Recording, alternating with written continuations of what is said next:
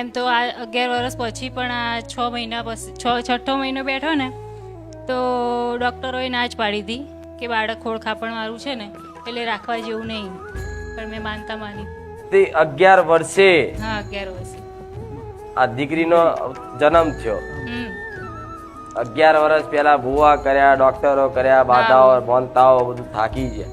તમે રાખી, તમારા સગા સંબંધીઓએ રાખી, બધાએ કોઈની બાધા મોનતા ના ફરી અને મારા પારે આવીને વિશ્વાસ રાખ્યો ને જો.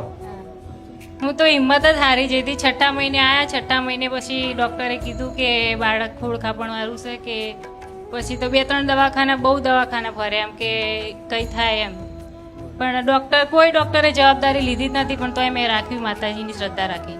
તને એવું લાગે છે ને મોને છે ને કે મારી કૃપાથી છે? હા, હું તો પહેલા કઈ માનતી નથી આવું બધું. હવે તો એવો વિશ્વાસ છે ને કે આ મારી કૃપાથી છે. હા હા આ તો એનું નામ કૃપા જ રાખ. હા. એટલે તને યાદ રહેશે કે આ ખુખાર મેલડી માની કૃપા. આશીર્વાદ. રામ રામ.